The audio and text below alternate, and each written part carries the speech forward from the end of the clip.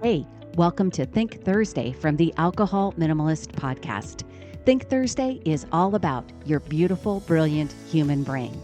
We're talking neuroscience. We're talking behavior change. We are talking about your mindset. Are you ready to get started? Let's go. Hey there, it's Molly, and welcome back to Think Thursday from the Alcohol Minimalist. Think Thursdays are where I get to talk all about your beautiful, brilliant human brain. And it's a subject that I just never get tired of. If you have listened for a while, then you know that I often say that information about the brain and psychology can sound counterintuitive, even a little backwards or contradictory at first.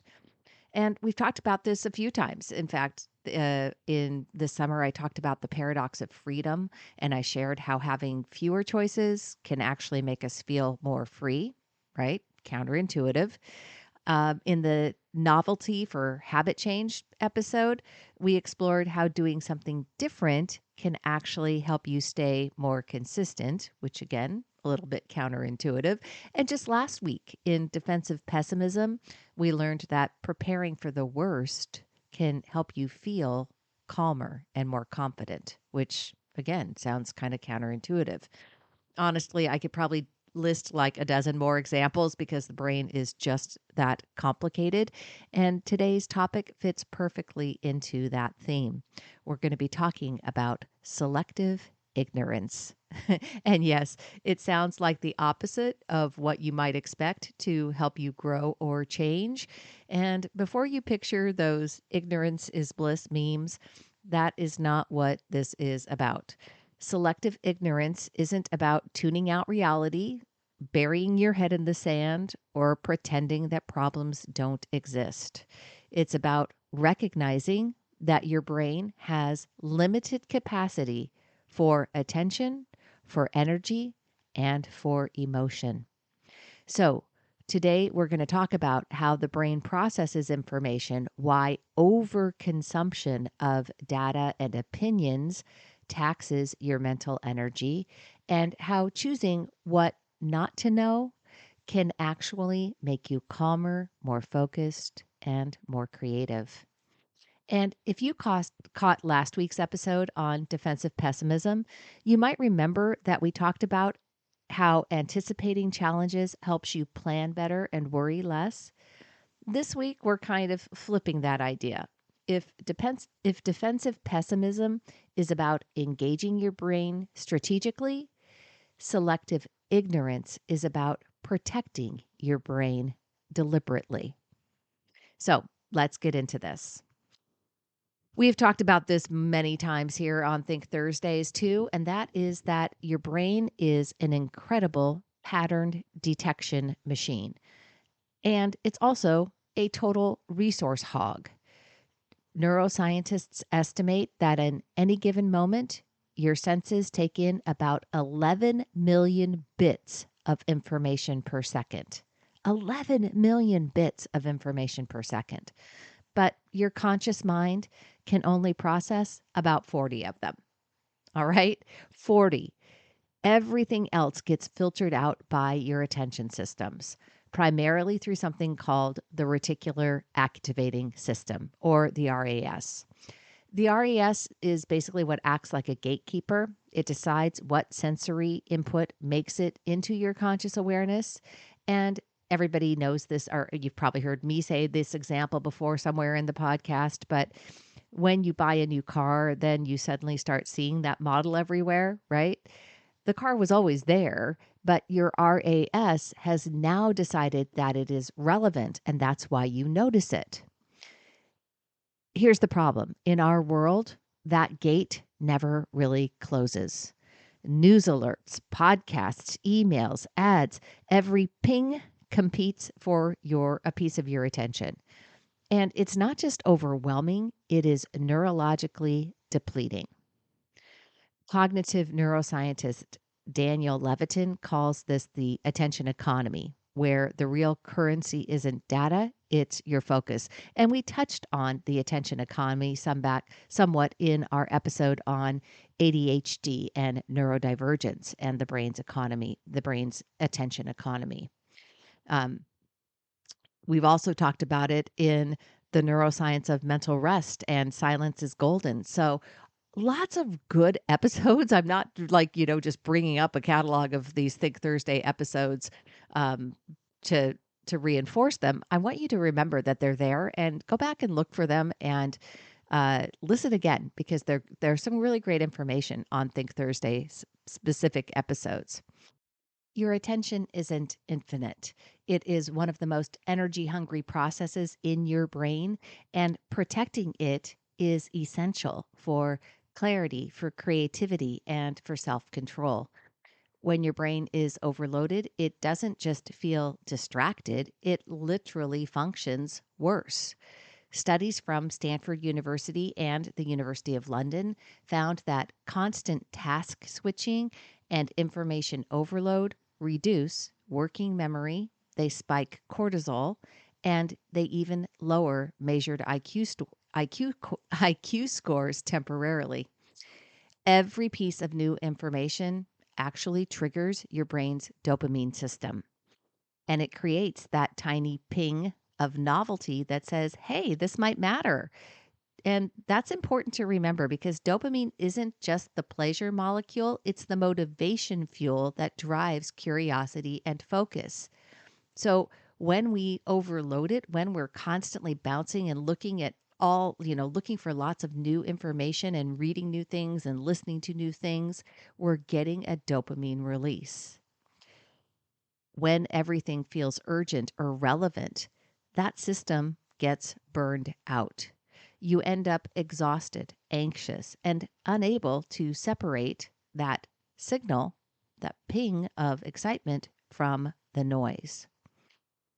As James Clear, who everybody knows that I am a big fan of James Clear and Atomic Habits, this is what he writes. The people who make meaningful change aren't the ones who know the most. They're the ones who filter the best. Did you hear me? The people who make meaningful change aren't the ones who know the most. They're the ones who filter the best. Selective ignorance isn't avoidance. It's curation by design.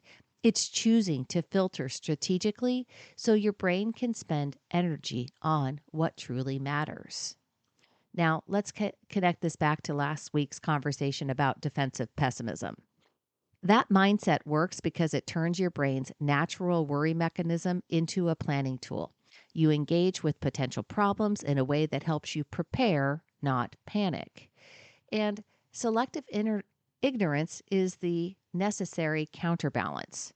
It's how you prevent that same intelligent, curious brain from drowning in noise. Neuroscientists Robert Desimone and John Duncan describe attention as a biased competition. Every stimulus, every sound, every thought, or headline competes for limited neural resources. When you try to know everything, your brain can't prioritize anything. So, if defensive pessimism sharpens your planning, selective ignorance sharpens your focus. Together, they form kind of a mental homeostasis. One opens your awareness, and the other preserves your bandwidth. Here's the paradox, right? Sometimes not knowing helps you know yourself better.